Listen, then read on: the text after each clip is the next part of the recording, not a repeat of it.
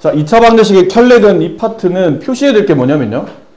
여기 계수 있죠. 2차 함계수, 1차 함계수 상수항인 ABC가 유리수일 때 한근이 P 플러스 Q 루트 M, 그러니까 무리수 형태의 근을 갖게 되면 나머지 한근은 가운데 부호 반대인 P 마이너스 Q 루트 M이 된다. 인데 어떻게 보면 이게 너무 당연한 겁니다. 2차 방정식의 근을 구하시고 그러면 인수분해가 되든 안 되든 일반적으로 근의 공식에 집어넣으면 답이 나오죠. 근의 공식은 x는 2a분의 마이너스 b 뿔마 루트 b제곱 마이너스 4ac. 자, 그러다 보니까 이게 너무 당연한 겁니다. 한 근이 플러스 루트의 근을 가지면 나머지 한 건 당연히 마이너스 루트의 근을 가질 수밖에 없는 구조로 되어 있어요. 근데 이제 ABC가 유리수란 말이 중요한 거고요. 유리수일 때만. 이게 플러스일 때 나머지 하나는 가운데 부호 반대인 마이너스, 루트 앞에 있는 부호가 반대인 마이너스가 되고, 만약 ABC가 실수가 되면, 개수가 실수가 되면 그때는 근이 허근까지 나올 수 있거든. 그러니까 루트 안에 음수가 나올 수 있다는 뜻이에요. 그럼 루트 안에 음수가 나오면 이게 허근이 되는데 바깥에 이렇게 i가 붙겠죠. 허근 루트 안에 음수가 바깥으로 나오면서 i가 붙을 텐데 어쨌든 근의 형태는 플러스 i 하나 마이너스 i 하나 켤레 복소수의 형태를 갖게 된다는 뜻이에요. 이렇게 켤레 복소수. 그래서 허수의 부호가 반대인 켤레 복소수의 근을 갖다 보니까 이런 근을 우리가 보통 켤레근이라고 부릅니다. 그래서 P 플러스 Q 루트 M의 켤레근은 P 마이너스 Q 루트 M이 되고 P 플러스 QI의 켤레근은 P 마이너스 QI가 된다. 이 켤레근의 성질을 가지고 2차 방정식의 문제를 좀 쉽게 풀어낼 수도 있다라는 건데 연습 문제 잠깐 봅시다. 뭐 이런 거예요. 여기 두 개를 이렇게 양쪽으로 두 개를 해볼까요?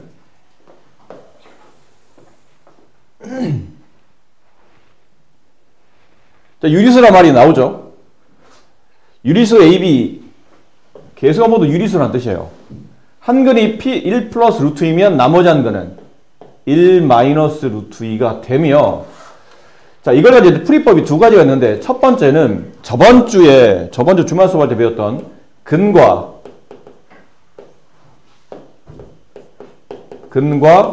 개수의 관계로 저기는 AB를 구할 수 있어요. 근과 개수의 관계가 뭐였냐면 AX제곱 플러스 BX 플러스 C는 0이란 2차 방정식의 두 개 근이 알파와 베타입니다. 그랬을 때 두 개 근을 더한 값을 구하고 싶으면 굳이 근을 억지로 찾아내서 더할 필요 없이 개수만 가지고도 구할 수 있다고 그랬죠. 마이너스 A분의 B라는 공식이 있었고 두 근의 곱은 A분의 C라는 공식이 있었습니다. 그 내용이에요. 지금 우리는 두 개 근을 알고 있는 상태죠. 한 근이 1 플러스 루트 2. 예를 들어 얘가 알파면 예를 든 겁니다. 그럼 얘는 베타가 된다는 뜻이죠. 물론 알파, 베타의 위치가 바뀔 수도 있긴 있는데 어차피 근과 개수 관계는 덧셈 아니면 곱셈이기 때문에 교환이 성립해요. 그러니까 누가 알파냐 누가 베타냐는 여기서 크게 중요하지 않다는 뜻입니다. 그럼 두 근을 더한 값, 두 근의 합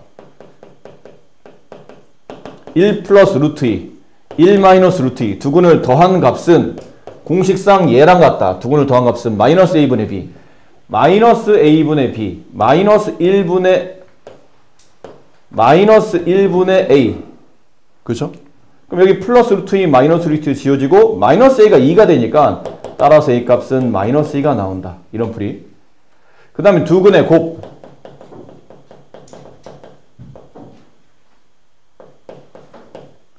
1 플러스 루트 2와 1 마이너스 루트 2를 곱합니다.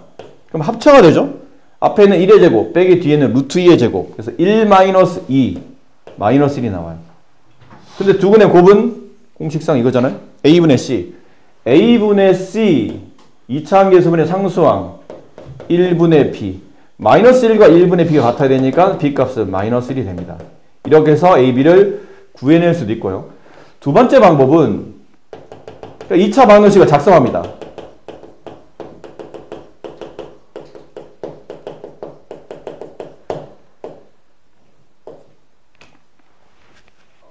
이것도 저번 시간에 배운 겁니다. 만약 x값이 네모와 세모를 근으로 가죠. 그러면서 2차 방정식을 작성하려면 x제곱 마이너스 두 근을 더한 값의 x 플러스 두 근을 곱한 게 상수, 이렇게 2차 방정식이 만들어진다고 배우셨어요. 저번 주에. 그럼 씁니다. x제곱 두근은 이게 두근이잖아요. 두근을 더한 값 2 거기에 부호 반대 마이너스 2x 두근을 곱한 값 쟤네 켤레니까 곱하면 합차가 돼서 1 마이너스 2 마이너스 1 이게 2란 얘기잖아. x제곱 플러스 ax 플러스 b는 0 따라서 a 값은 마이너스 2 b 값은 마이너스 1 이렇게 구할 수도 있다라는 거죠. 그러니까 근거의 계수 관계를 써도 되고 아니면 2차 반응을 직접 작성해서 계수를 비교해서 찾아내셔도 되고. 자, 이거 다시 한번 해봅시다. 한근이 1 플러스 i. 근데 지금 보니까 계수가 실수죠. 이거 중요합니다. 나중에 고등학교 본수업 할 때는 이게 왜 유리수의 실수였어야지 이런 근의 형태가 나타나는지를 설명드릴 텐데 일단 오늘은 가볍게 실수이라는 조건에서는 저렇게 복소수로 근이 나타나되 한 근이 나머지 한 근의 켤레 복소수 형태가 된다. 1 플러스 i 나머지 한 근은 1 마이너스 i. 자, 근과 계수 관계를 푼다면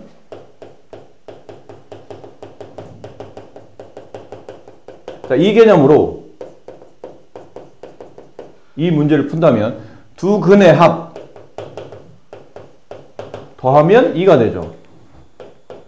그럼 공식상 얘도 마이너스 a분의 b 마이너스 a 따라서 a 값은 마이너스 2.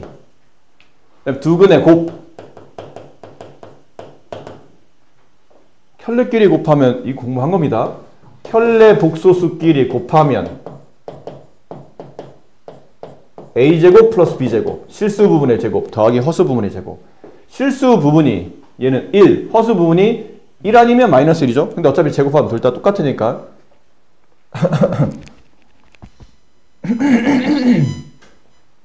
계산하기 쉬운 그냥 플러스로 계산합시다. 그럼 1의 제곱 더하기 1의 제곱이니까 2 a분의 c b 네, 이렇게 해서 a 값과 b 값을 차례 구할 수 있고요. 그 다음에 2차 반환식의 작성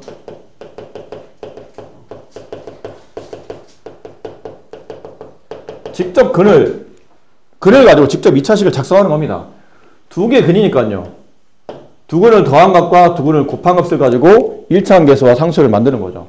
x제곱 근데 조심해야 될 게 두 근을 더한 값은 2지만 정에 따라 여기 우리가 앞에서 배운 내용에 따라 부호를 반대로 바꿔야 된다는 거. x 앞에 개수의 부호는 두 근을 더한 값의 부호 반대. 그 다음 두 근을 곱한 값 2 그게 상수. 그래서 쟤랑 비교하다 보니까 a 값은 마이너스 2 b 값은 2가 되더라는 거를 알 수 있죠.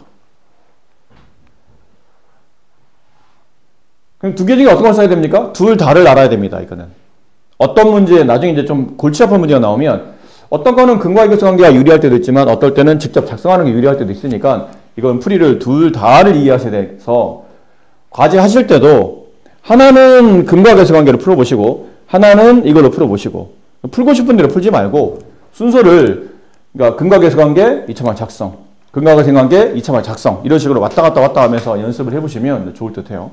자 31번을 한번 해봅시다. 근과 계수 관계로 이게 근데 근을 쓸 때 이렇게 쓰는 건 좀 안 이쁜 거야.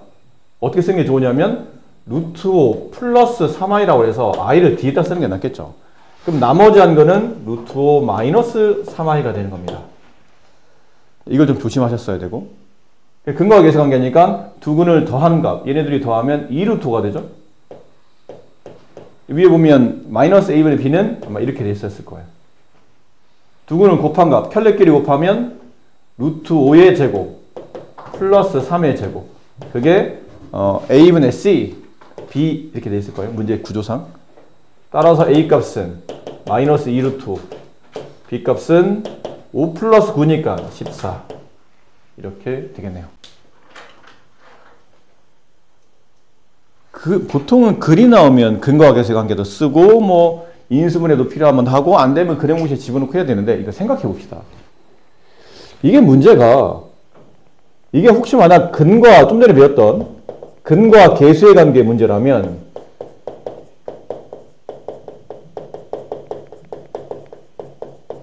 그 문제일까? 그러면 분명히 시간에 알파 플러스 베타나 알파 베타를 이용해서 풀어야 되는 형태가 나올 겁니다.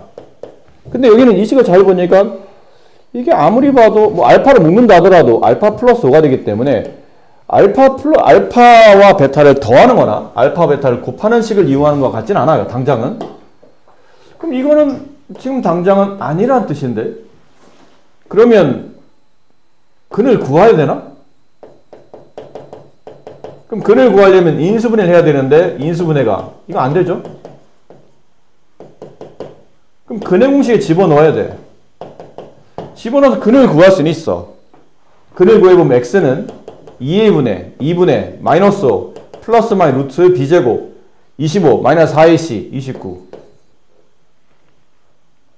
누가 알파인지 누가 베타인지 모르겠지만 만약 알파를 2분의 마이너스 5 플러스 루트 29로 본다면 베타는 2분의 마이너스 5 마이너스 루트 29가 되겠죠. 근데 이걸 여기다 집어넣겠다고? 이걸 제곱하고 거기다 5배나 한 다음에 더하겠다고?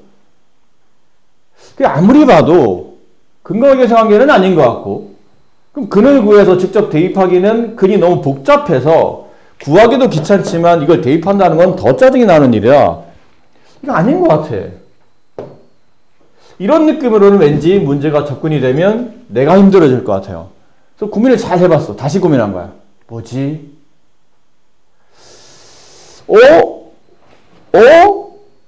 이거 왜 비슷하지? 그게 눈에 보여야 되는 겁니다. 이거 왜 비슷하지?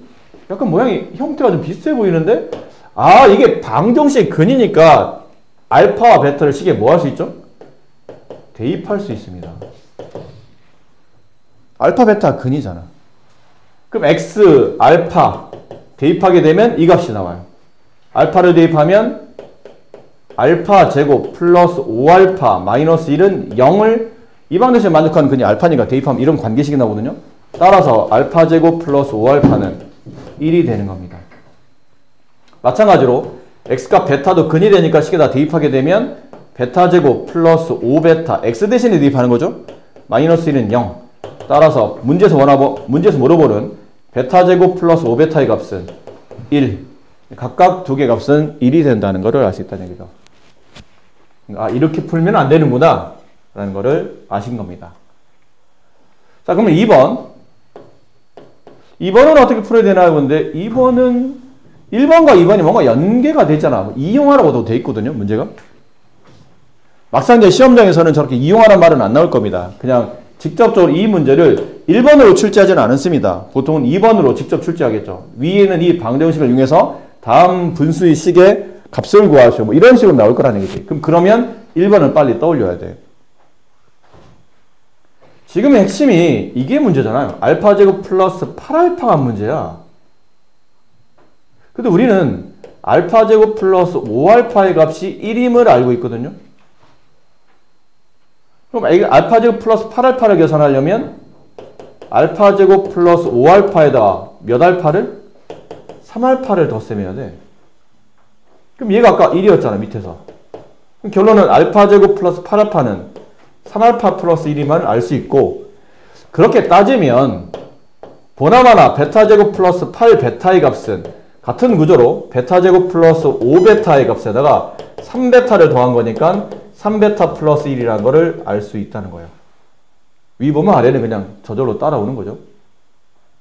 그래서 알파 제곱 플러스 8알파 마이너스 1은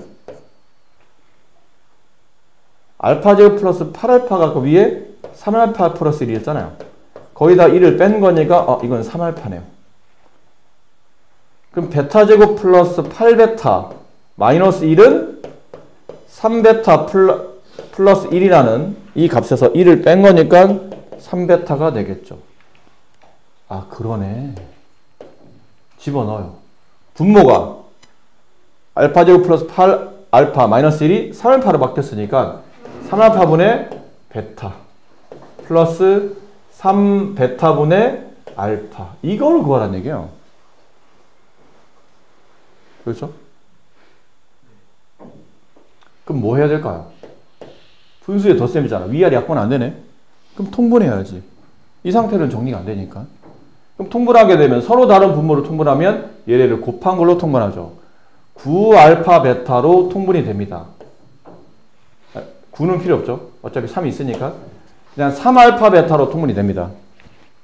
얘도 3알파 베타로 통분이 됩니다. 그럼 얘는 뭘 곱해야 되냐면 베타를 곱해야 되겠죠?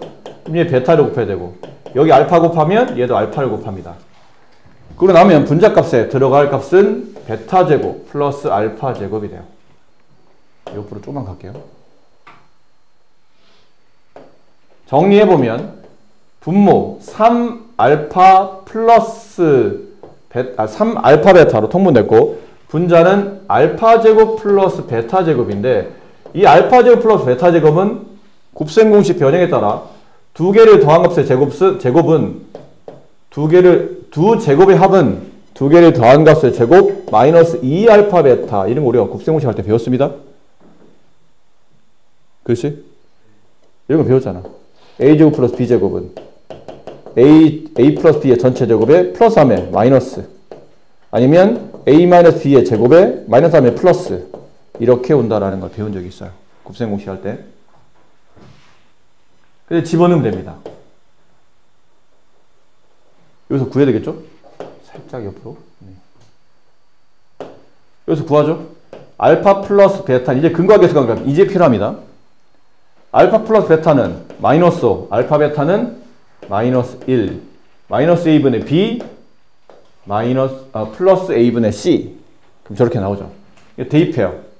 그 분모는 마이너스 3, 분자는 합이 마이너스 5인데 마이너스의 제곱 25 곱하기 2, 마이너스 2 곱하기 마이너스 1이니까 플러스 2.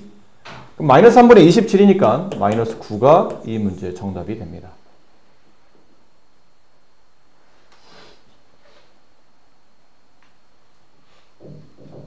다 풀고 나서 보니까 대입이라는 개념도 필요하고 근거와 계수 관계도 필요하고 뭐 종합적으로 여러 가지가 필요했던 문제인 것 같아요.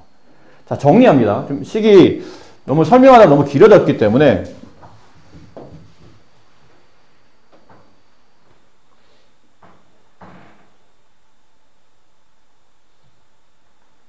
자, 설명하다 너무 길어졌기 때문에 이제 요약해서 그냥 빠르게 설명합시다. 빠르게. 일단 대입을 해요. 알파 제곱 플러스 5알파 마이너스 1은 0. 근데 지금 문제가 알파 제곱 플러스 8알파가 필요하죠. 5알파 마이너스 1에다가 3알파를 더해야 이 분모값이 나와요. 그럼 좌변에 3알파를 더하면 우변도 3알파를 더해야 되겠죠. 이거 다 쓸 필요 없습니다. 하나를 보면 나머지 하나는 그냥 묻어가는 거야. 그럼 분모가 3알파로 바뀌었고 분자는 베타. 그럼 반대로 여기는 3베타로 바뀔 때고 분자는 알파. 통분을 합니다. 3알파 베타로 통분하게 되면 얘는 베타 제곱에 알파 제곱이 덧셈 되니까 알파 제곱 플러스 베타 제곱이 되고 얘는 3알파 베타분의 곱셈 공식 변형 알파 플러스 베타의 전체 제곱에 마이너스 2알파 베타. 이제부터 필요한 거는 근거와 계수의 관계. 알파 플러스 베타의 값은 마이너스 a분의 b 마이너스 5 알파 베타는 a분의 c 마이너스 1 대입 마이너스 3분의 27 플러스 3 플러스 2 25 플러스 2 약분하면 마이너스 9 이렇게 답이 나오는 겁니다. 정리하면 이래요. 아까는 설명은 많이 길었던 거고 여러분 이제 막상 이런 문제가 이제 출제가 됐을 때 여러분이 푸셔야 될 내용은 요 정도라고 생각하시면 됩니다. 요 정도로 해서 나머지는 약간 살짝 묻어가는 것도 없지 않아 있고 식을 좀 더 빠르고 정리가 좀 쉬워야 되겠죠. 2차 반응식의 두 근이 마이너스 1이랑 5일 때 x에 대한 2차 반응식의 두 근을 구하시오. 이거는 근거와 계수 관계도 괜찮고요. 2차 반응을 작성해도 괜찮고 실제로 대입해도 괜찮습니다. 근거와 계수 관계 두 근을 더한 값, 두 근의 합 더하면 3이죠.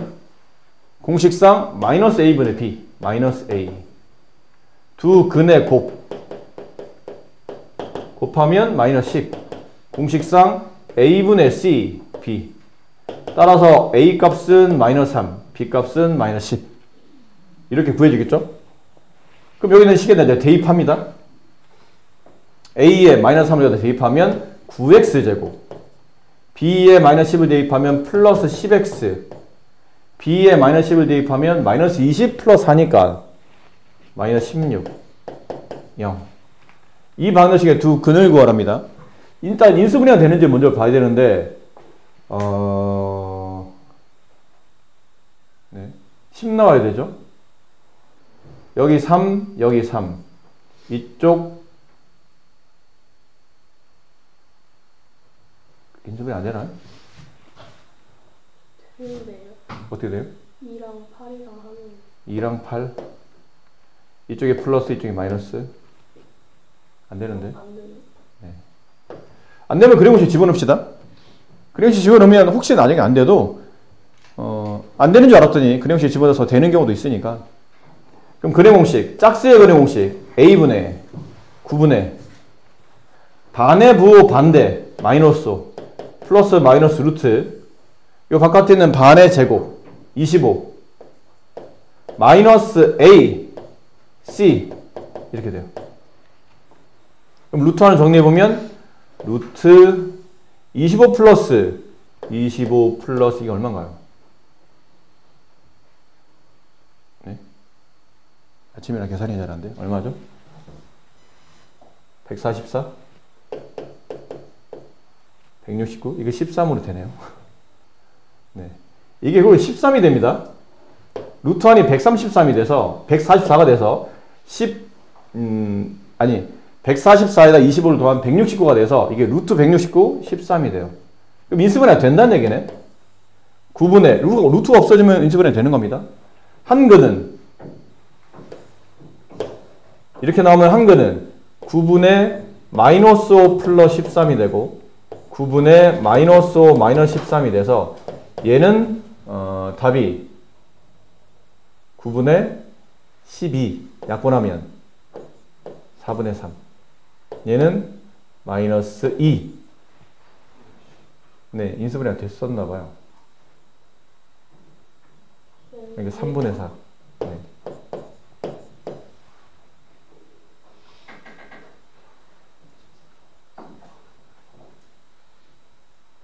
네, 어쨌든 두 근은 이렇습니다. x는 3분의 4 또는 마이너스 2 네, 이렇게 근이 나오겠다는 얘기죠.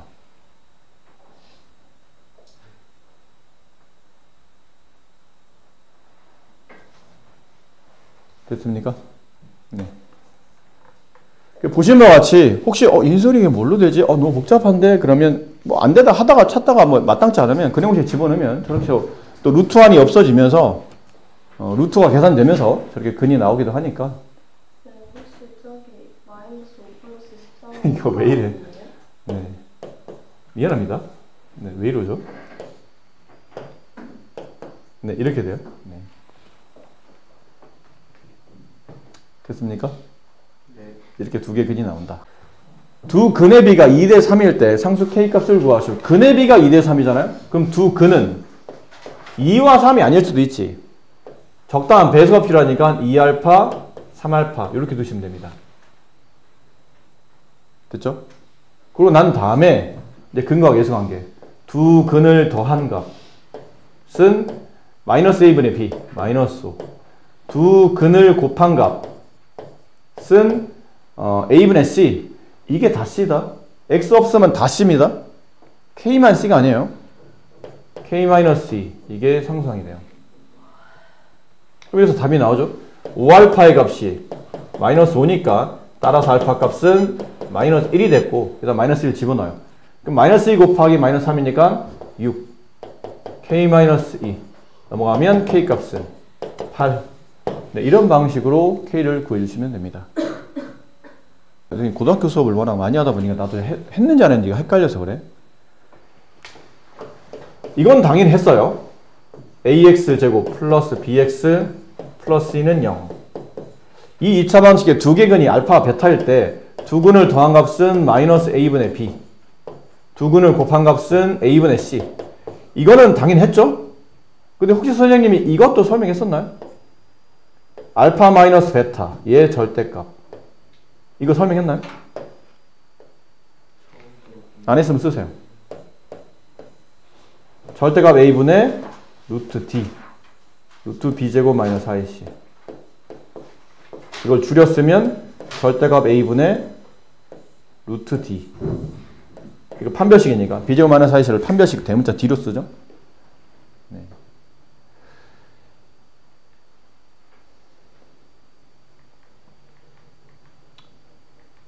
무엇을 뜻하냐면요. 보통 일반적으로는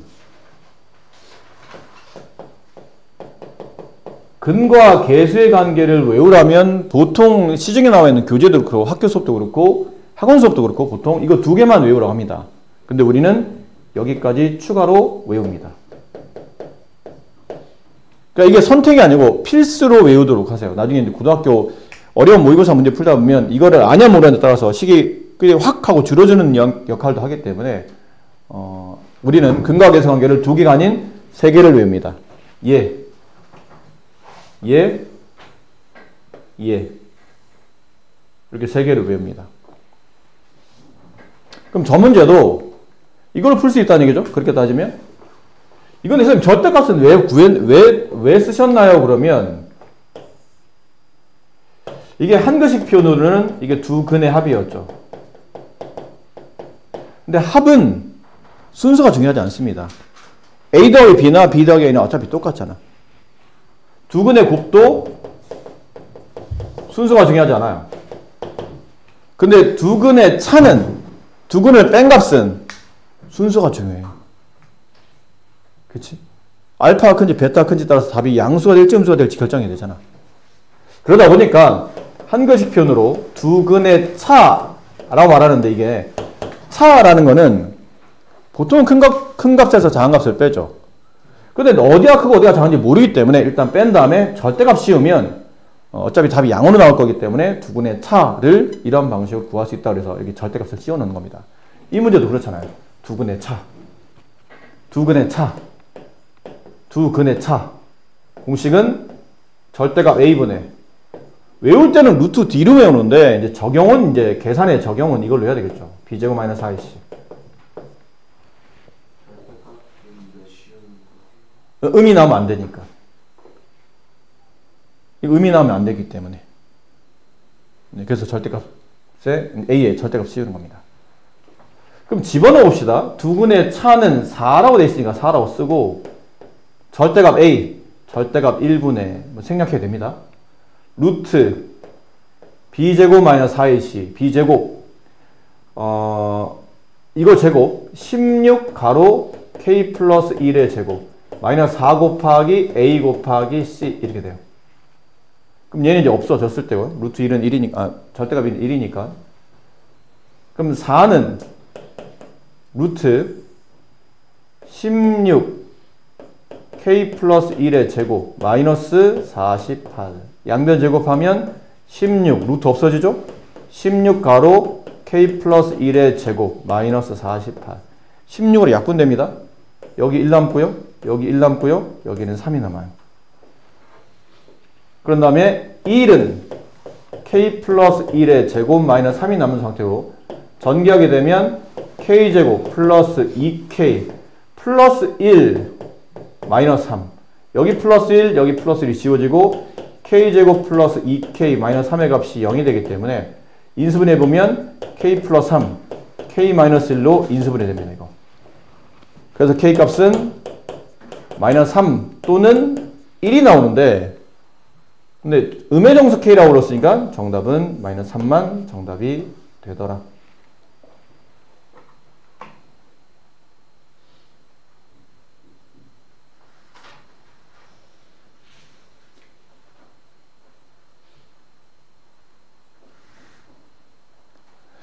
그럼 여기서 약간 의문이 있지 않나요? 일반적인 근과 계수 관계는 요 두 개만 배우는데 이건 추가로 우리가 교재도 없는 걸 우리가 따로 지금 외우고 있다는 뜻인데 그럼 나머지 학생들은 이걸 안 배우는 학생들은 말 그대로 일반적인 학생들은 이 방법으로 못 푼다는 얘기잖아. 그럼 나머지는 도대체 뭘로 푸는 거지? 해설지에 보면 이렇게 설명이 되어 있습니다. 알파 플러스 베타는 마이너스 4 가로 K 플러스 1 두 근의 합 마이너스 A분의 B 두 근의 곱 알파 베타 12 그런 다음에 알파 마이너스 베타의 제곱은 알파 플러스 베타의 제곱에 플러스 3에 마이너스 둘 다 제곱되어 있으면 4 알파 베타 곱셈공식 변형 기억합니까? 이거 기억하셔야 됩니다. 이거는 기본 곱셈공식이기 때문에 기억하셔야 돼요. 집어넣습니다.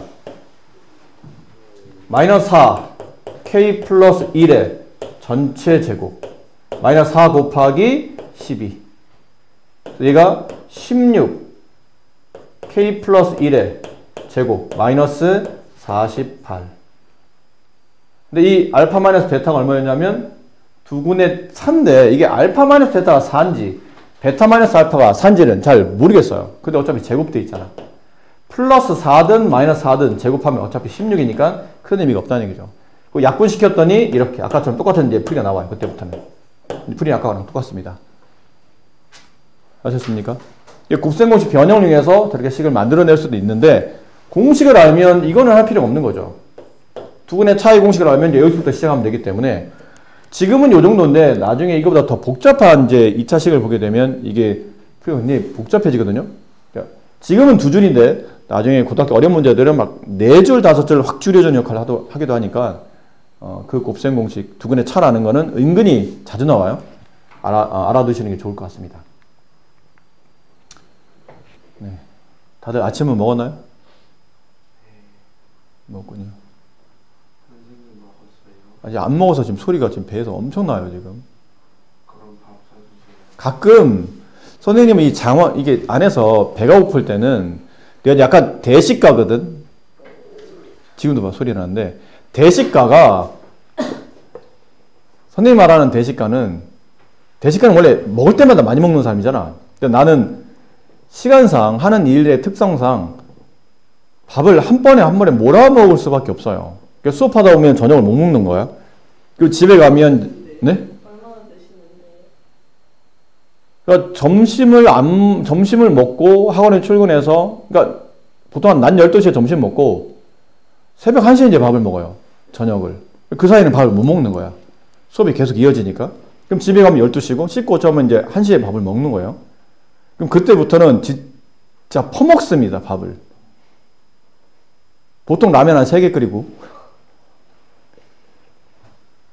2개에서 한 3개. 많이 배고프면 3개. 밥 말아 먹겠다 싶으면 2개.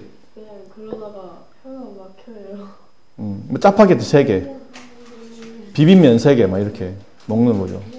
아니면 밥 같은 거 보통 밥공기 있잖아. 밥을 담는 그릇. 요만하죠.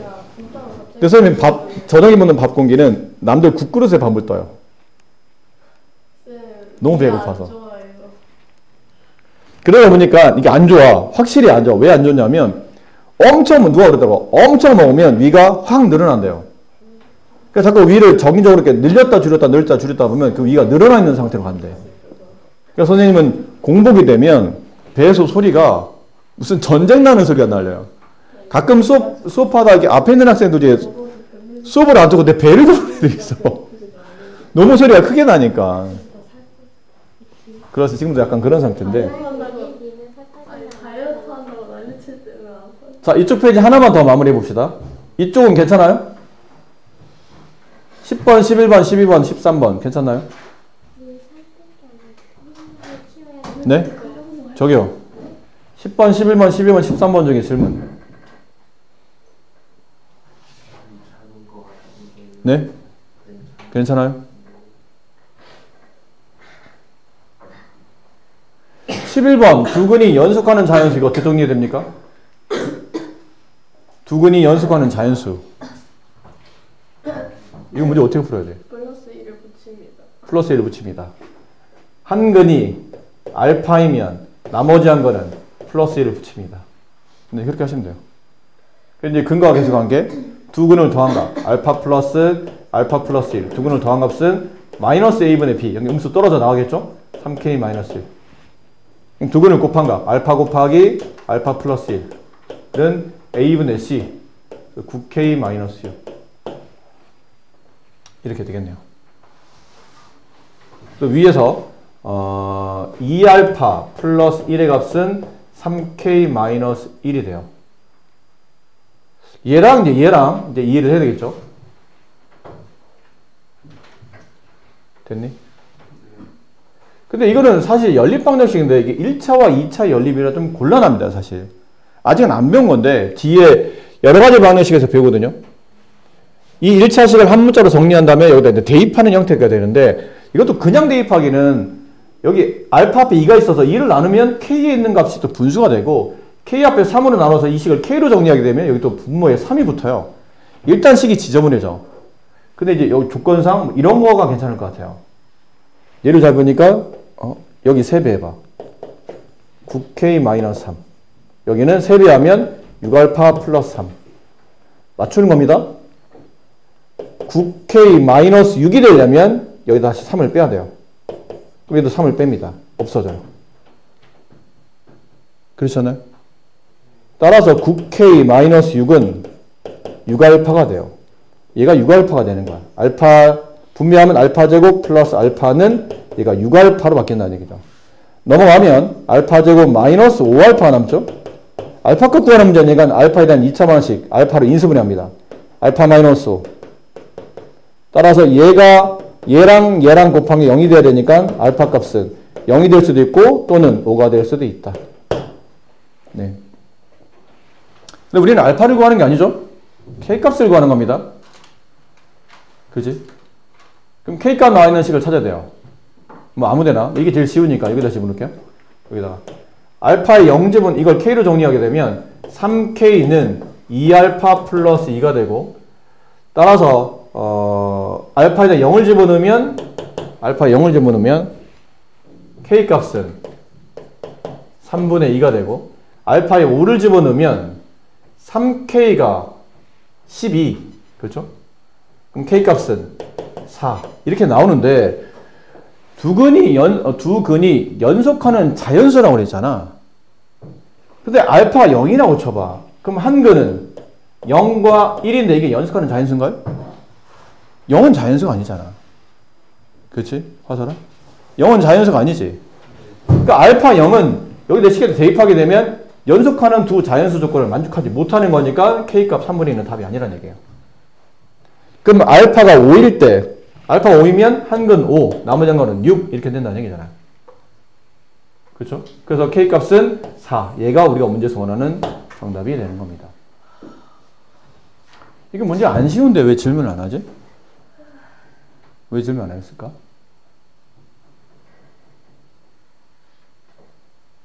네. 모르겠네. 이걸 지금 푸신 분이 계세요? 근데 왜 질문을 안 하냐, 니네? 이상하다. 지금 시험 대비 좀 급하다고 교재 검사를 안 했더니 과제를 엉망으로 하고 있는 거 아니야? 이 정도 문제인데 아무도 질문 안 한다고?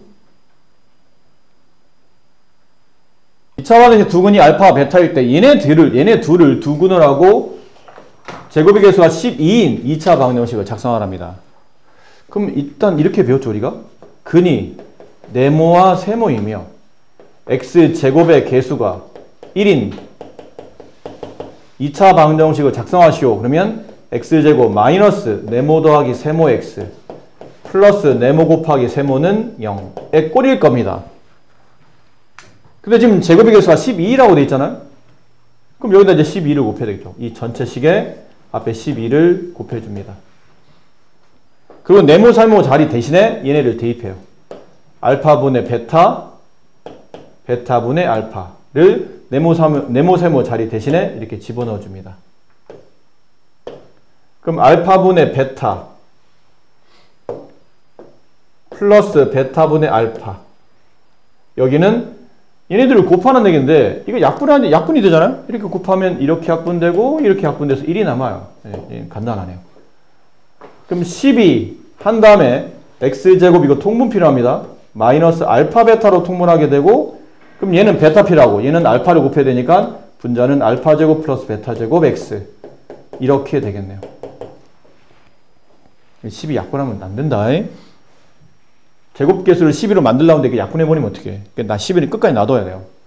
12 때문에 근과 계수관계가 필요하죠. 여기서 구합니다. 알파 플러스 베타는 마이너스 a분의 b 마이너스 2분의 1 알파 베타는 a분의 c 2분의 6 약분하면 3 집어넣어요. x제곱 마이너스 알파 베타 3분의 이거 계산해야 됩니다. 알파 제곱 플러스 베타 제곱은 알파 플러스 베타 왜 플러스냐면 플러스를 알고 있으니까 마이너스 2알파 베타 집어넣습니다. 마이너스 2분의 1의 제곱 4분의 1 여기다 마이너스 1을 곱하면 마이너스 6 4분의 1 마이너스 24 4분의 마이너스 23 그러니까 얘란 얘기예요. 4분의 마이너스 4분의 23 x 플러스 1 이렇게 되네요.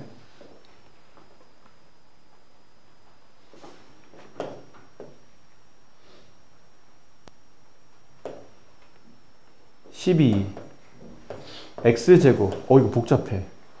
그러니까 4를 곱합시다. 이 4 때문에 복잡해진 거거든. 그럼 얘도 4를 곱해요.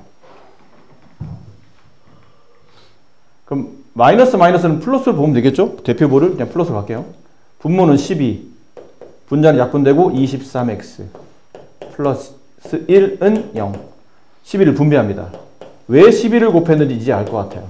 저 분모를 지우기 위해서 12를 곱해놨었네요.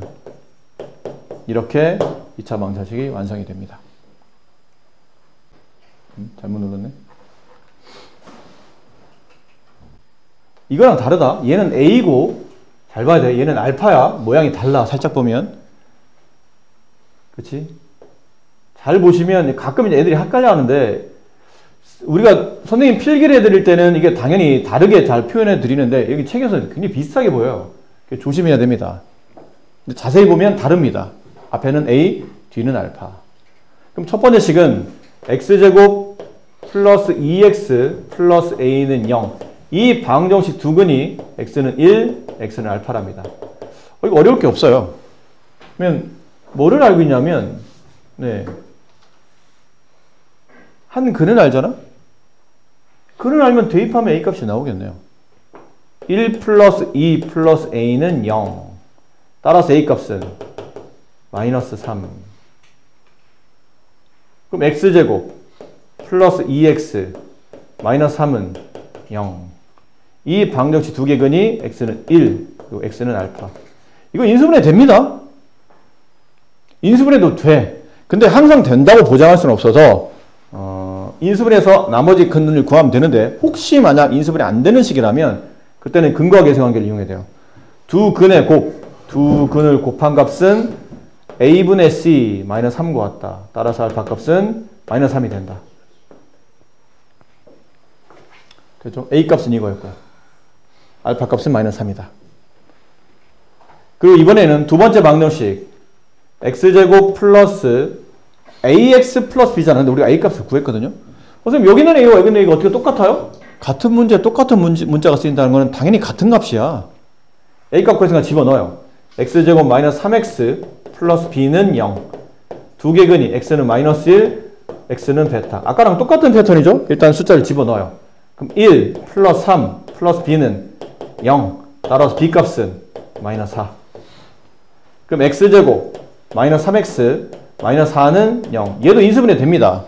되지만 혹시 안 되는 거를 대비해서 x는 마이너스 1, x는 베타인데 두 근을 곱한 값 마이너스 베타는 두 근의 곱은 a분의 c 마이너스 4랑 같다. 따라서 베타 값은 4가 된다.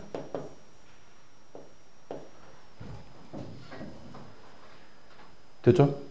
일단 여기서부터 다시 읽습니다. 알파 베타를 두 근으로 하며 알파 값은 마이너스 3, 베타 값은 4. 얘네들을 두 근으로 하며 제곱계수가 1인 2차 방정식. 그럼 배운 대로 합시다. x 제곱한 다음에 두 근을 더한 값 1. 거기에 부호반대 마이너스 1x. 두 근을 곱한 값 마이너스 12. 네, 이게 정답이더라. 1은 생략해야 됩니다. 여기는 1은 어차피 개수니까 생략하셔도 되겠죠. 있는 단원들은 중학교 3학년 1학기 교과에 다 포함되는 단원들입니다. 지금까지 배운 전부 다가 중학교 3학년 1학기 교과에 다 있어요. 쭉 우리가 배우는 교과 중에 인수분해 곱셈공식 인수분해가 있었죠? 근데 3학년 여러분 중3 거를 일단 어쨌든 최소한 한 번 이상은 다 하셨기 때문에 여기 한 번 하신 분도 계시고 두 번 하신 분도 계시고 세 번 하신 분도 계세요. 그렇기 때문에 3만 2학기 그 흐름이 이렇잖아요. 제일 처음에는 루트가 포함되어 있는 제곱근에 대한 내용을 배우죠. 이게 제 1파트예요.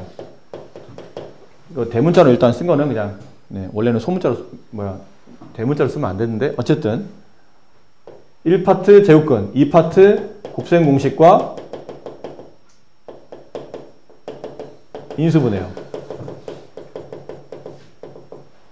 세 번째 파트가 2차 방정식이죠.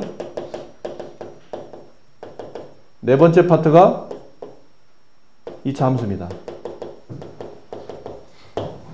이게 중학교 3학년 1학기 교과요. 근데 제곱근은 수를 배우는 거니까 뭐 그렇다 치고 곱셈 공식 인수분해 고등학교 1학년 앞쪽 파트에 나옵니다. 우리는 이거 말고도 더 많은 걸 배웠죠.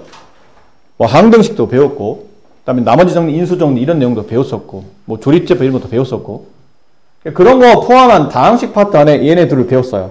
그러니까 중3에 배웠던 기본 공식을 알아야 고등학교 거를 할 수 있었죠. 그럼 당연히 고등학교 곱셈 공식 인수분해 할 수 있다는 얘기는 중학교 건 굉장히 쉬워진다는 얘기예요. 이거 엄청나게 복잡한 3차 이상은 아예 처음부터 나오지도 않기 때문에 굉장히 쉬워지고, 2차 반응식도 좀 전까지 이제 배웠는데, 중학교 3학년 때 배우는 2차 반응식은 기껏해야 뭐 배우냐면 2차 반응식의 정의가 뭔지, 그 다음에 인수분해를 통해서 근을 구하는 방식, 아니면 안 되면 근의 공식으로 근을 구하는 방식, 요 정도 위주로 배워요. 물론 여기다 추가로 2차 반응식 활용이라고 해서 좀 더 뭐 있겠지만 거의 핵심적인 내용이 얘네 둘이거든요. 근 구하는 것. 근데 우리는 근 구하는 거 말고도 근의 관계, 판별식, 그 다음에 근과 괴수 관계, 2차 방식 작성까지 꽤 많은 걸 냈습니다. 고등학교 2차 방식 할 수 있을 정도면 중학교 2차 방식은 그냥 껌이야. 애들 장난처럼 보인다는 얘기죠. 뭐 이렇게 쉬워? 이거 막 앞쪽에 이제 연습 문제 막 연습 풀고 막 채점하고 공부하고 다시 고치고 하다 보니까, 자, 중상과 우리 이제 이번 시험 끝난 다음에 중상과 다시 재반복할 거 아닙니까? 자, 중상과 풀어. 그러면 아마 본인이 느낄 겁니다. 이게 고등교과를 잘 연습하신 분들이 중학교 연습하다 보면 뭐야? 이거 왜 이렇게 쉬워? 가 돼요. 중학교 3학년 때 고난도 문제도 기껏해야 고등학교 1학년에서 푸는 일반적인 문제랑 크게 난이도 차이가 없기 때문에 고1 거를 충분히 잘 해두시면 중3 거 고난도까지도 충분히 어느 정도 다 이렇게 커버가 가능합니다. 2차 함수도 마찬가지죠. 이쪽에 있는 2차 함수 잘 보시면 다 중학교 때 배운 겁니다. 이거 다 중학교 때 공부한 거예요. 그거를 보고 다시 이제 이런 것까지 하는 거거든요. 이런 것들. 이건 중학교 안 나와요. 여기만 중학교 때 나옵니다. 이거 안 나옵니다. 중학교 때. 이거 안 나옵니다. 이거 안 나옵니다. 안 나와요, 당연히. 당연히 안 나와요, 이거 간단한 활용 문제는 여기 교과서 이게 중학교 때 이런 간단한 활용 문제 있는데 얘는 좀 더 복잡한 형태가 나오기 때문에 결국은 뭐냐면 이것도 그래요. 고등학교 수학의 2차 함수를 다 이해할 정도면 중학교 2차 함수는 그냥 눈 감고도 그림 그리고 눈 감고도 문제 풀 수 있어요. 실제 가능합니다. 네. 대부분 다 어떤 문제들은 암산도 가능해요. 그냥 답 3 가능합니다. 자, 그렇다면 보세요. 꽤 많은 내용이죠. 기껏해 이거 하나만 중학교 때 배우는 거야. 한 번 했었던 거니까 다시 복습합니다. 자, 복습. 일단 2차 함수의 정의가 뭐죠? 뭐를 2차 함수로 불러요?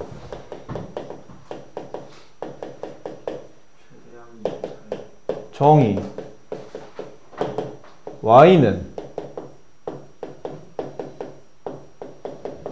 x에 대한 2차식으로 써지는 꼴. 그래서 a는 0이 아닐 때 2차 함수는 이런 꼴로 써지는 모든 함수를 우리는 2차 함수라고 정의한다. bc는 0이냐 0이 아니냐는 별로 중요하지 않습니다. a만 0이 아니면 됩니다. 간단하죠? 이게 정의예요. 두 번째, 정의를 배웠으니 그 그래프에 이제 남은 건데 이게 함수니까요. 이 그래프를 이해되는데 그래프를 이해하려고 하다 보니까 몇 가지 형태를 이해했어야 되냐면 세 가지 형태를 이해했어야 되죠. 기본형, 표준형, 가장 일반적인 형태, 일반형. 이렇습니다. 식의 모양은 중3까지 복습하는 거야. 기본형은 y는 ax 제곱 가장 기본적인 2차 항만 가지고 있는 거. 1차 항상수는 없는 거예요. 그러니까 B값, C값이 0이 됐을 때겠죠. 표준형. 이 2차 함수의 그래프를 뭐 한 겁니까? 기본형을?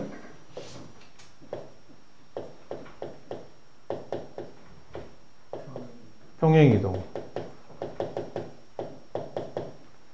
저 기본형을 X축, Y축 따라서 평행이동 시킵니다. 그래서 만들어진 게 표준형이에요. Y는 X축으로 P만큼, Y축으로 Q만큼, X축으로 P만큼, Y축으로 Q만큼. 그러니까 PQ는 그냥 상징적인 이제 문자일 뿐이고, 여기 이제 숫자가 들어가겠죠? 그래서 A, X 대신에 X축으로 P만큼 평행이동하시오. 그러면 X 대신에 X-P, 부호 반대라고 그랬죠. 이게 왜 부호가 반대인지는 고1 이제 뒤쪽에 요 수학상 끝무 무렵에 보면 나옵니다. 그때 설명드릴게요. 그 다음에 Y축으로 Q만큼 평행이동하시오. 그러면 Y 대신에 Y-Q를 관계식에 대입한다. 그래서 Y 대신에 Y-Q 집어넣어서 넘어가면 오른쪽에 이제 플러스 Q가 있을 테고, 여기는 X자리 대신에 X-P를 대입하게 되면 이렇게 써진다. 이게 표준형이다. 근데 얘는 어떤 그래프 형태에 맞춰져 있는 상태고, 일반적으로 누가 2차식 쓸 때 이렇게 쓰는 사람이 어디 있어요? 누가 2차식을 이렇게 씁니까? 이거 다 전개하잖아. 전개해서 동량끼리 모으고, 가장 일반적인 모양은 아까 정의로 썼던 저식 AX제곱 플러스 BX 플러스 C 이렇게 써진다는 거죠. 이렇게 세 가지 꼴이 있다. 그럼 당연히 표준형과 일반형은 같은 식이다. 서로 같은 거죠. 얘를 전개하면 얘가 되고, 얘를 적당히 완전 제곱식꼴로 묶으면 얘가 되고, 둘은 같은 식이다. 그러면 이 참수를 잘하기 위해서는 기본형 그래프를 완벽히 이해하고 있어야 된다는 얘기죠. 그럼 기본형 그래프는 크게 두 가지 형태가 나온다. 이 참수의 가장 중요한 점.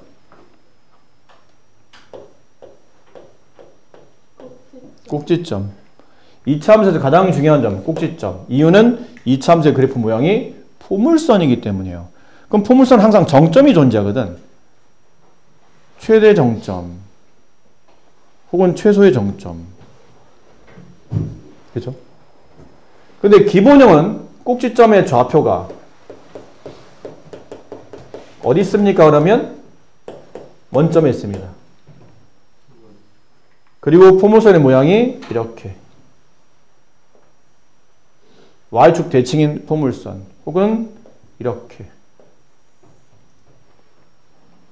두 가지로 그려지는데, 이 그래프는 A가 양수일 때 2차항계수가 양수이면 아래로 볼록한 포물선, 2차항계수가 음수이면 위로 볼록한 포물선이 되죠. 그럼 아래로 볼록한 포물선은 꼭점 좌표가 둘 다 아래로 볼록하든 위로 볼록하든 꼭점 좌표는 0,0인데, 아래로 볼록한 그래프를 잘 보시면 아래로 볼록한 그래프와 위로 볼록한 그래프의 또 다른 특징, 또 다른 공통점. 둘 다 가운데 있는 이 축, 무슨 축이죠? Y축입니다. Y축. Y축을 수학적 식으로 쓰게 되면 뭐라 써야 돼요? X는 0. Y축의 방정식이 X는 0이죠. X는 0이라는 저 축을 기준으로 좌우가 대칭이에요. 데칼코마니. 접어서 넘기고 이쪽 넘기면 완벽히 서로 포개어지는 관계. 그래프가 Y축 대칭 관계더라. 그래서 축이 존재하고 그 축의 방정식은 X는 0입니다. 여기까지는 둘의 공통점이에요.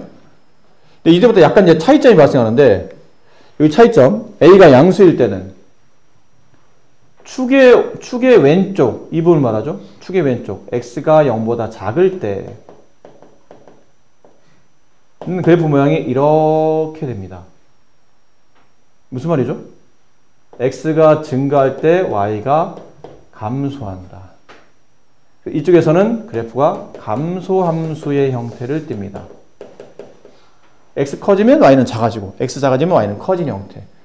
근데 X가 0보다 클 때는 이쪽이죠? 축의 오른쪽에서는 그래프가 이렇게 위로 올라가기 시작해요. 이렇게. 이 얘기는 X가 커질 때 y도 커지는 증가함수가 된다. 1차 함수는 한 번 증가하면 계속 증가, 한 번 감소하면 계속 감소인데 2차 함수는 감소와 증가를 같이 가지고 있기 때문에 좀 더 복합적입니다. 1차 함수보다는 좀 더 어렵다는 얘기죠. 쉽게 말하면. 축의 왼쪽 감소, 축의 오른쪽 증가. 아래로 블록할 때 말하는 겁니다. 그리고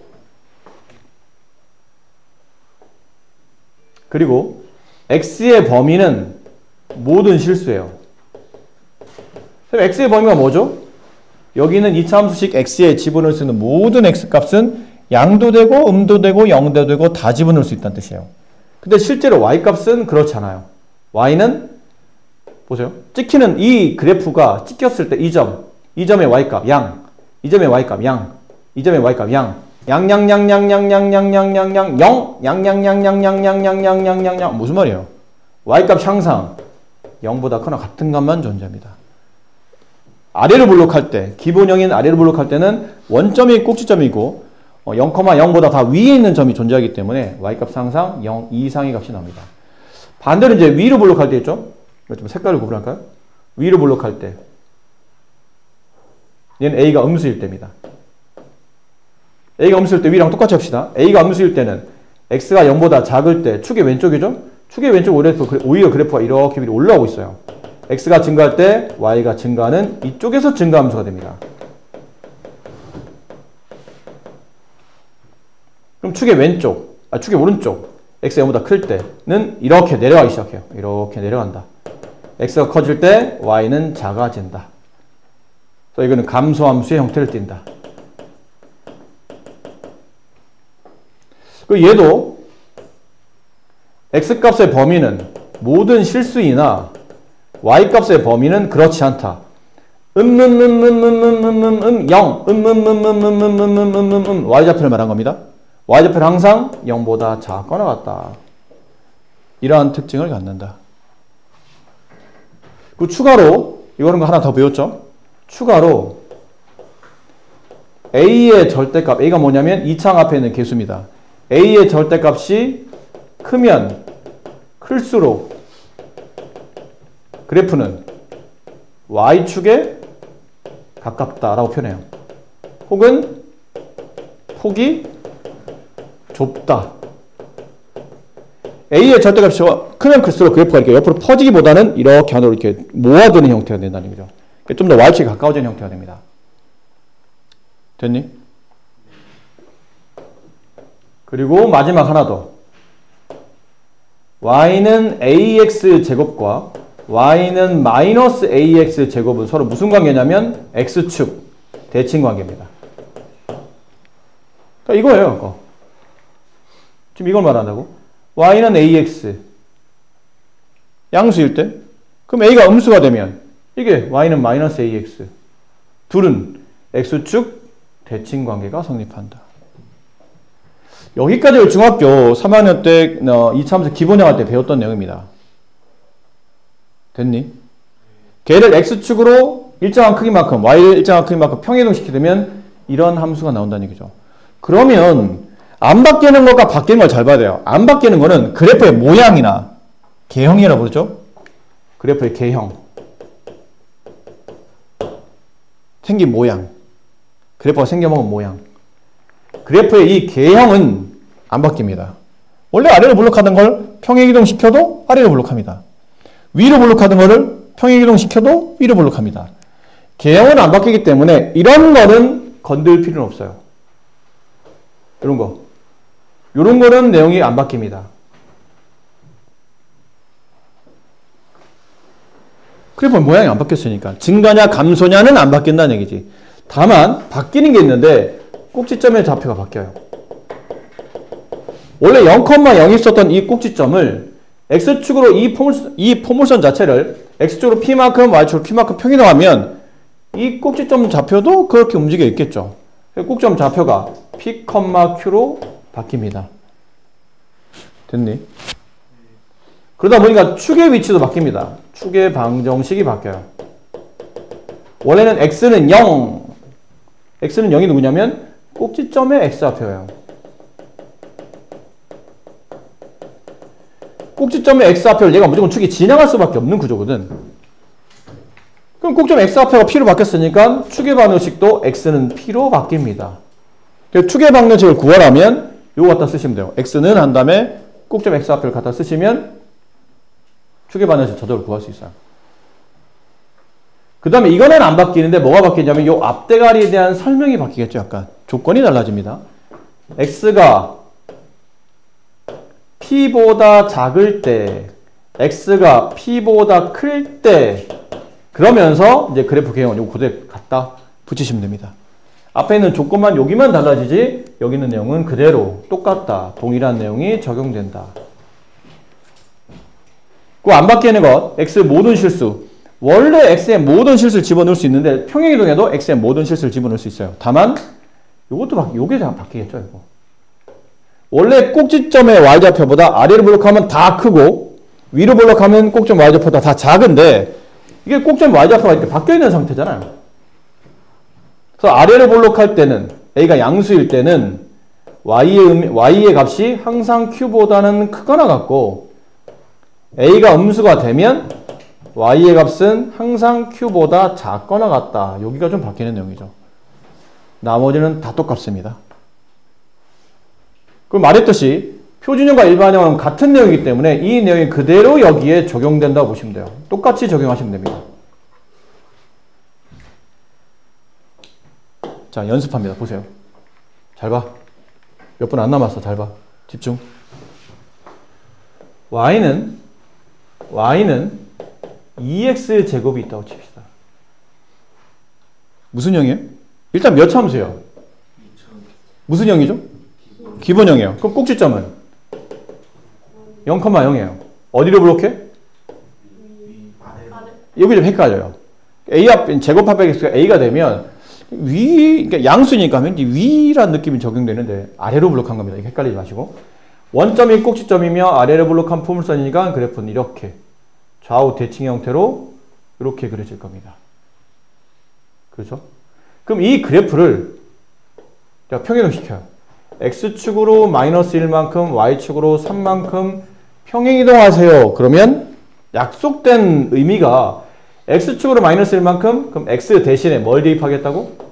x 플러스 1을 대입하는 겁니다. 마이너스 1이 아니고요. 이게 헷갈리는 내용이지만 증명은 나중에 해드릴게요. 이쪽 파트에서 배우는 게 아니고 수상 마지막에 배우니까. y축으로 3만큼, 그럼 y가 바뀌어. 원래 있는 y가 아닌 y-3으로 관계식에 대입이 되는 겁니다. 그럼 저기는 y 대신에 y-3을, 여기는 x 대신에 x 플러스 1을 대입하고 나머지는 건들지 않으시는 겁니다. 나머지는 바뀐 게 없어요. 얘네들만 바뀌었지. 등호 그대로, 이 그대로, 제곱이 그대로인데 이 제곱을 어디다 붙이지? 했더니 x 전체를 제곱했듯이 얘도 이 x 대신에 들어간 전체를 제곱해야 되니까 여기에 가로가 필요한 겁니다. 그래서 만들어진 식이 y는 2x 플러스 1의 제곱 플러스 3. 요게 표준형이 됩니다. 그 얘를 전개합니다. 얘를 전개해요. y는 x제곱에 2를 곱하면 2x제곱. 여기 가로 하나 전개하다 보면 x와 1을 곱한 게 두 번 나와서 2x가 나오죠. 2x에 2를 곱하면 4x가 나오고 상수항 1인데 여기다 2를 곱하면 2 더하기 3, 5 이렇게 돼요. 얘랑 같은 식인 거죠 사실은. 그러면 이 실제로 문제는 이게 나옵니다. 이 그래프에 대한 성질, 특징을 파악하시오. 그러면 빨리 여러분은 이쪽으로 바꾸시는 겁니다. 됐지? 이쪽을 어떻게 바꾸죠? 그러면 반대로 하시는 거예요. 전개 반대. 적당히 꼴을 완전 제곱식으로 묶습니다. 앞에 보니까 2가 나와 있죠? 2로 묶으라는 얘기예요. 2 묶되 x제곱 플러스 2를 나누게 되면 2x까지 가는데 어차피 얘 5는 상수항이라 여기는 완전 제곱식 관계없는 숫자이기 때문에 아예 처음부터 뒤에 바깥으로 5를 뺍니다. 그럼 가운데 이게 완전 제곱식 꼴을 가져야 되기 때문에 2차식 할 때 배웠던 여기는 2차식이 완전 제곱식 되려면 1차 함계수의 반의 제곱이 상수로 와야 완전 제곱이 된다고 그랬죠. 플러스의 반 1 제곱하면 플러스 1. 근데 가로 안에서 없던 일을 내가 완전 제곱식 때문에 끌어낸 것 뿐이지 원래 없던 숫자잖아. 그만큼을 다시 빼내야 되는 겁니다. 이렇게. 이 말 이해하니 성준이? 이해돼요? 그럼 완전제곱식. 여기까지는 내가 필요한 완전제곱이고 얘는 필요 없어요. 그럼 2로 묶은 상태에서 완전제곱. xx 1, 1 둘 다 플러스. x 플러스 1의 제곱. 얘는 필요 없을 때 나가는데 앞에는 2가 곱해서 빠져나가죠? 마이너스 2 플러스 5 플러스 3 이렇게 돼요. 거꾸로 매기면 이렇게 됩니다. 그럼 이 그래프의 특징을 파악하면 결론은 이 그래프의 특징을 파악하라는 얘기고 이제부터 어려운 거 없어요. 어디로 블록하냐면 일단 그래프는 아래로 블록하고요. 그리고 꼭지점의 좌표를 찾습니다. 근데 식만 보고 꼭지점 좌표를 찾는 방식은 이랬다고 말씀드렸죠? 제곱 밑에는 x 관계식이 0이 되는 x값. 제곱 밑에는 x의 관계식이 x면 x가 아니면 이렇게. 어찌되었든 제곱 밑에는 x의 관계식 0이 되는 x값 마이너스 1, 그때 x에 마이너스 1 집으면 이거 없어지죠? 그때 y값 3 이렇게 꼭지점 좌표를 구하죠. 이제 그래프를 그립니다. 찍으세요. 마이너스 1, 3 마이너스 1, 3 여기쯤 되겠죠?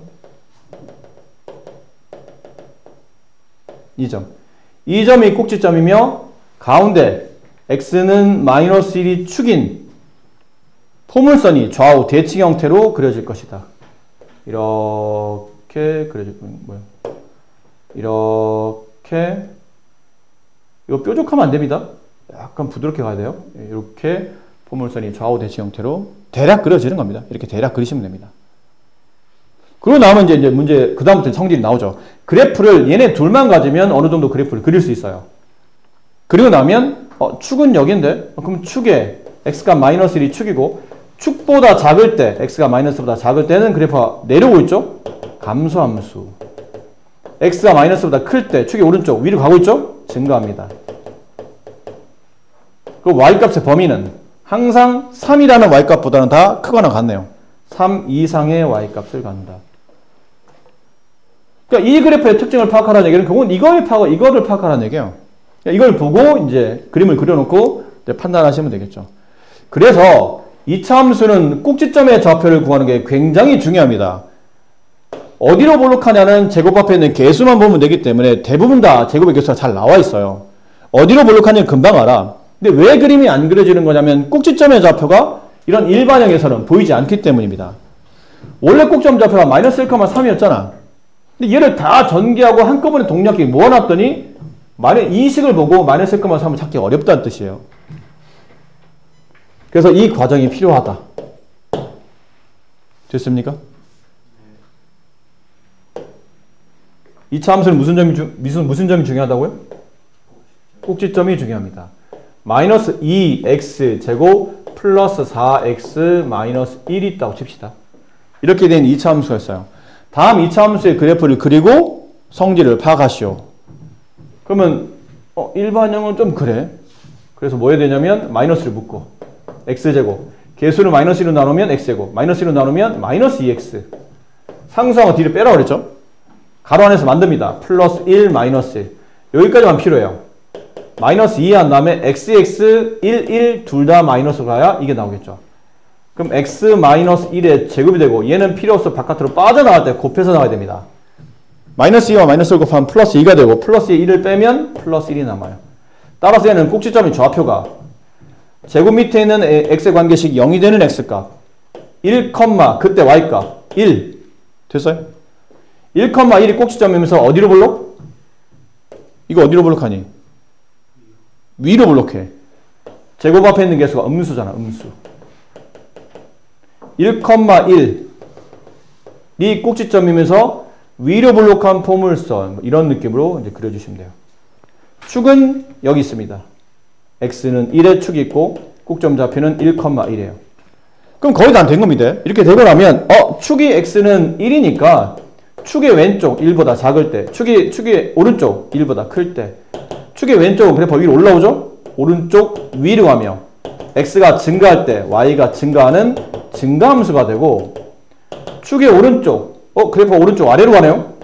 x가 증가할 때 y가 감소하는 감소함수가 되며 y값의 범위는 항상 이 값보다 늘 밑에만 존재하니까 y는 1보다 작거나 같을 수는 있어요. 같다. 이렇게 그래프 형태가 나타난다. 아셨습니까? 자, 오늘 설명에 빠져있는 게 뭐냐면 이제 절편이 빠져 있습니다. X절편, Y절편에 대한 내용이 빠져 있는데 요건 다음 시간에 추가로 설명드릴 테니까 일단 집에 가서 이차함수 그 그래프 그리는 연습부터 좀 꼼꼼히 좀 해오셨으면 좋겠습니다. 그리고 책에 있겠죠 아마?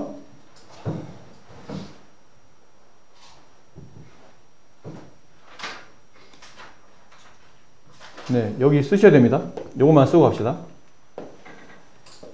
자, 이게 이차함수의 일반형이었죠? 저 일반형에서 이 일반형을 표준형으로 바꾼다. 그래야 뭘 할 수 있으니까? 꼭지점의 좌표를 쉽게 찾을 수 있기 때문에. 괜히 바꾸는 게 아니야. 가장 중요한 꼭지점을 찾기 위해서 표준형을 일반형을 표준형으로 바꾸는 건데 꼭지점의 좌표를 구하는 방식이 크게 두 가지가 있어요. 물론 더 많지만 지금 여러분한테 설명할 수 있는 건 크게 두 가지. 첫 번째, 일반형을 조금 전에 연습했던 것처럼 표준형으로 바꾸어서 제곱 밑에 있는 x의 관계식이 0이 되는 x값 이걸 바꿔놓고 그래서 꼭지점의 좌표를 구하시오. 그러면 제곱 밑에 있는 제곱 밑의 x 관계식이 0이 되는 x값 그게 꼭점의 x좌표입니다. 컴마 그때 y값 이렇게 해서 꼭점 좌표를 찾으시면 됩니다. 제곱 밑에 x 관계식이 0이 되는 x값 그 x를 집어넣으면 이제 제곱식이 없어지고 맨 끝에 붙어있는 상수값 그때 y값 그게 꼭점 y좌표. 이거는 주로 우리가 많이 쓰이는 방식이에요. 네. 그런데 매번 그렇게 하기가 좀 귀찮아. 매번 이렇게 하기가. 또 어떤 것들은 제곱합에 있는 계수가 3 이렇게 붙어가지고 계수를 3으로 나눴더니 1차원 계수 3으로도 나눠지지도 않아. 막 분수를 써야 돼. 그럼 그 분수의 반의 제곱이 상수 이러면 일이 또 조금 귀찮아지거든요. 그런 걸 대비하기 위해서 공식을 외웁니다. 꼭지점의 좌표를 구하는 공식이 있어요. 실제 공식은 이겁니다. 일단 쓰긴 다 써드릴게요. 마이너스 2a분의 b, 마이너스 4a분의 b제곱 마이너스 4ac 이런 공식이 있어요.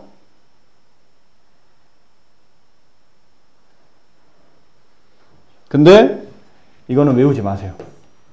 딱 봐도 이거 집어넣어서 계산해야 더 불편해 사실. 이걸 외우지 마시고 얘만 외우세요. 마이너스 2a분의 b, 이건 뭐예요? 안 외우세요. 꼭점 y좌표를 안 구하겠다는 얘기인가요? 이 공식에 대입하지 말고 그래서 얘를 함수식에 x값 마이너스 2a분의 b를 대입한 1대 그때 y값을 그냥 직접 식에다 집어넣어서 계산하시면 됩니다. 이렇게. 근데 이거는 왜 외우라고 하냐면 이거 왜 외우라고 하는 걸까요? 꼭점의 꼭점의 좌표를 둘 다 외우기는 귀찮고 얘는 비교적 단순하니까 외우는 것도 있는데 여기 있는 마이너스 2a분의 b에다가 는 x를 딱 갖다 쓰면 이게 뭐가 되니? 이게 뭐가 돼요? 이차함수에. 이게 추계 방정식이 됩니다. 그러니까 추계 방정식을 구할 수 있는 기본적 구조의 식이기 때문에 꼭지점 x좌표를 구할 때도 필요하지만 추계 방정식 구할 때도 필요하기 때문에 얘는 여러모로 도움이 많이 됩니다. 그래서 간단한 예 연습을 하고 마무리할게요.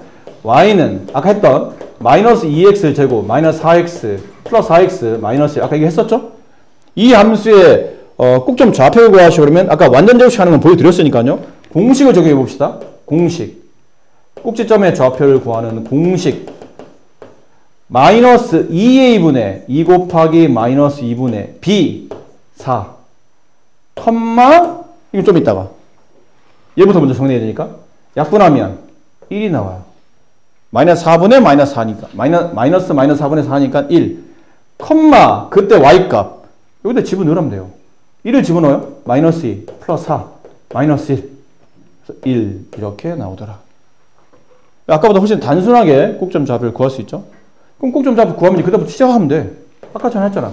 1,1 꼭점 좌표고 이 점이 꼭점이며 위로 볼록한 포물선 이렇게 그림을 그리면 한결 이제 문제가 쉬워져요. 아, 축은 여기 있겠구나. x는 1이 네, 축이 되는 거구나. 그리고는 축의 왼쪽 그래프 모양을 보면서 아, 증가. 축의 오른쪽 아, 감소. y과 범위는 항상 1 이하의 값을 갖는다. 이렇게 정리하시면 되겠죠. 아셨죠? 그래서 오늘은 따로 여기만 한번 여기만 네 85페이지 정도까지만 하시고 과제 거의 없어요. 85페이지까지 하시고 앞에서 아까 정리해드렸던 문제 복습하시고 중학교 2학년 거 과제 위주로 연습을 해오시면 됩니다. 그래 수고 많으셨어요.